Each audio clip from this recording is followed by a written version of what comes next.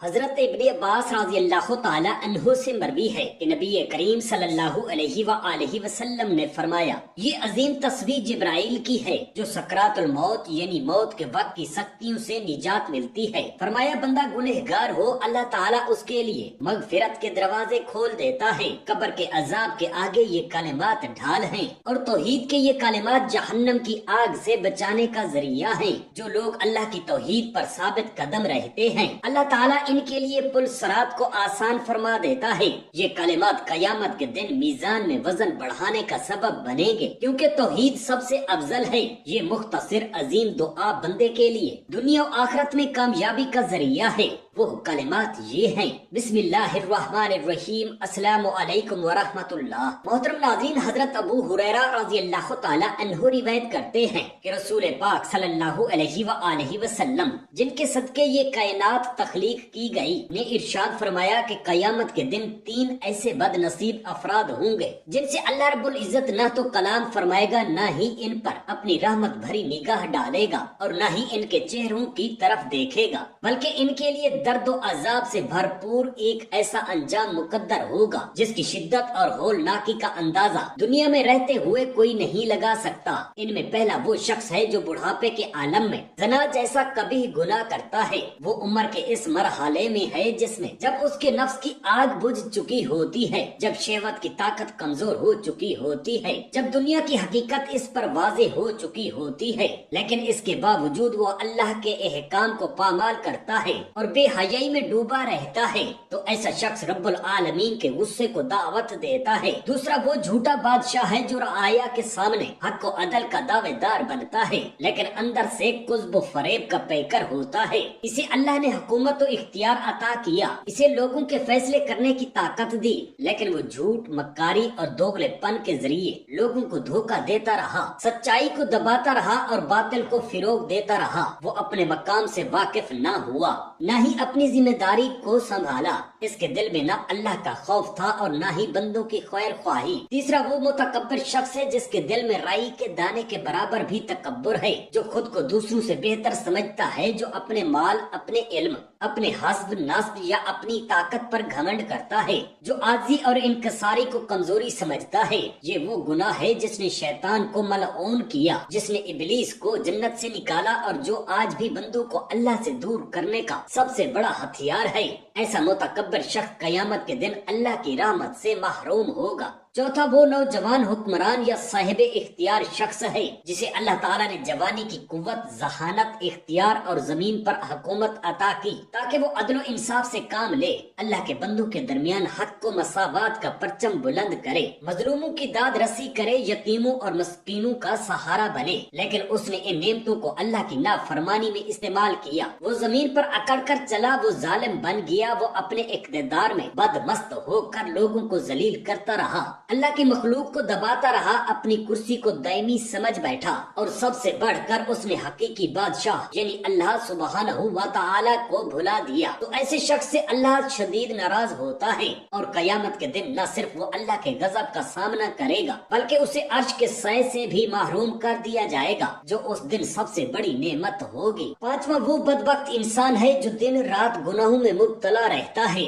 جو رب کے حکموں کو پامال کرتا ہے، جو نافرمانی کو معمولی سمجھتا ہے، لیکن جب اسے گناہ یاد دلایا جاتا ہے تو شرمندہ ہونے کے بجائے مزید بے باک ہو جاتا ہے۔ وہ نہ کبھی توبہ کرتا ہے، نہ کبھی استغفار کرتا ہے، نہ ہی اللہ سے ڈرتا ہے اور نہ ہی اپنے گناہوں پر دل سے نادم ہوتا ہے۔ اس کا دل سیاہ ہو چکا ہوتا ہے اور آنکھوں سے حیا کا پانی خشک ہو چکا ہوتا ہے۔ تو ایسا شخص اللہ کے غضب کو دعوت دیتا ہے، اور جب قیامت کا دن آئے گا تو اس کا انجام بھی جہنم کی آگ ہوگی جو نہ بجھتی ہے نہ کسی پر رحم کھاتی ہے۔ یہ 5 طبقات ایسے ہیں جن سے اللہ رب العالمین ناراض ہوتا ہے، جو اس کی رحمتوں سے محروم رہتے ہیں اور جن کا ٹھکانہ قیامت کے دن دردناک عذاب ہے۔ اللہ ہمیں ان صفات سے بچائے اور اپنی رضا کے سائے میں رکھے۔ بحوالہ حدیث صحیح مسلم، حضرت عبداللہ بن عمر رضی اللہ تعالی عنہ روایت کرتے ہیں کہ رسول اکرم نبی رحمت فخر دو عالم صلی اللہ علیہ وآلہ وسلم نے ارشاد فرمایا کہ قیامت کے دن اللہ رب العزت اپنی عظیم الشان عدالت میں ایسے ایسے گناہگار بندے کو پیش کرے گا جس کی زندگی میں کیے گئے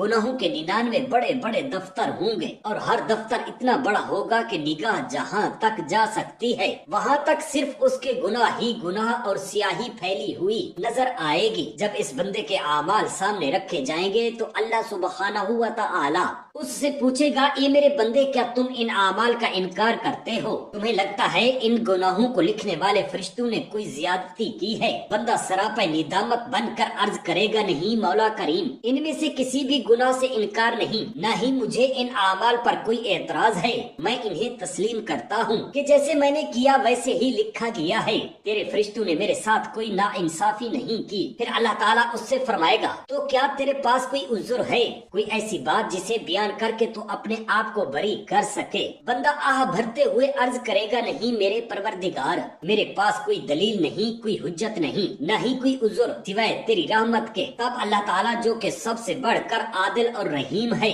فرمائے گا، کیوں نہیں، ہمارے پاس تیری ایک نیکی ہے اور آج تیرے ساتھ ہرگز کوئی ظلم نہیں ہوگا۔ پھر ایک پرچہ، ایک چھوٹا سا کاغذ نکالا جائے گا جس پر لکھا ہوگا، اشہد ان لا الہ الا اللہ واشہد ان محمدا عبدہ ورسولہ، یعنی میں گواہی دیتا ہوں کہ اللہ کے سوا کوئی معبود نہیں اور محمد صلی اللہ علیہ وسلم اللہ کے بندے اور اس کے رسول ہیں۔ اللہ تعالیٰ فرمائے گا، اسے لے جاؤ اور میزان میں تول دو۔ بندہ حیران ہو کر عرض کرے گا، اے میرے رب، یہ چھوٹا سا کاغذ ان 99 دفتر بھرے گناہوں کے مقابلے میں کیا حیثیت رکھتا ہے؟ کیا یہ واقعی ان سب کے مقابلے میں کوئی وزن رکھتا ہے؟ اللہ تعالیٰ فرمائے گا، ہاں، آج تجھ پر کوئی ظلم نہیں ہوگا۔ پھر وہ وقت آئے گا جب میزان نصب کیا جائے گا، اعمال کے پلڑے تیار ہوں گے اور بندے کے تمام گناہ 99 دفاتر ایک پلڑے میں رکھ دیے جائیں گے۔ ہر گناہ ایک گواہی دے رہا ہوگا، ہر سطر اس کے ظلم، فحاشی، نافرمانی، سستی، غرور اور دنیا پرستی کی عکاسی کر رہی ہوگی۔ اور پھر وہ چھوٹا سا پرچہ جس پر کلمہ طیبہ درج ہوگا دوسرے پلڑے میں رکھا جائے گا۔ اس لمحے پلڑے جھکنے لگیں گے اور دیکھنے والے حیران رہ جائیں گے کہ وہ چھوٹا سا کاغذ جس پر اللہ کی وحدانیت اور رسول اللہ صلی اللہ علیہ وسلم کی رسالت کی گواہی درج ہے،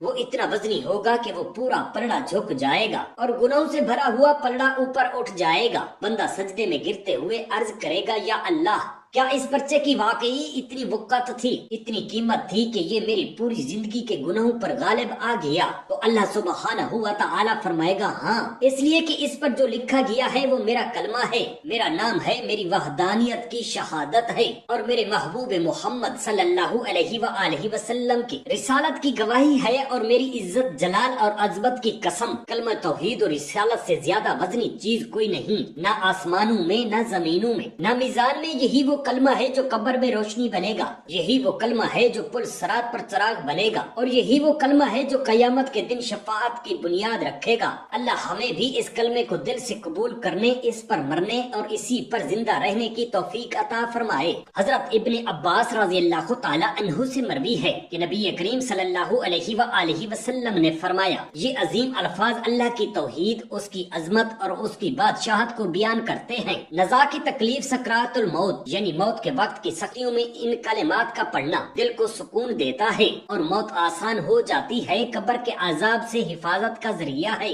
جو شخص خلوص نیت سے یہ الفاظ پڑھتا ہے، اللہ تعالیٰ اس کے لیے مغفرت کے دروازے کھول دیتا ہے اور جہنم کی آگ سے نجات مل جاتی ہے۔ توحید کے یہ کلمات جہنم کی آگ سے بچانے کا ذریعہ ہیں، کیونکہ اللہ کی توحید سب سے بڑا نجات دہندہ عمل ہے۔ پل صراط سے گزرنے میں آسانی ہوگی جو لوگ اللہ کی توحید پر ثابت قدم رہتے ہیں۔ اللہ تعالیٰ ان کے لیے پل صراط کو آسان فرما دیتا ہے۔ اعمال کے میزان میں بھاری ہونے کا سبب یہ کلمات قیامت کے دن میزان میں وزن بڑھانے کا سبب بنیں گے، کیونکہ توحید سب سے افضل عمل ہے۔ یہ مختصر مگر عظیم الشان دعا بندے کے لیے دنیا و آخرت میں کامیابی کا ذریعہ ہے۔ وہ کلمات یہ ہیں، بسم اللہ الرحمن الرحیم، لا الہ الا اللہ العظیم الحلیم، لا الہ الا اللہ رب العرش العظیم، لا الہ الا اللہ رب السماوات ورب الارض ورب العرش الکریم، بحوالہ کنز الاعمال۔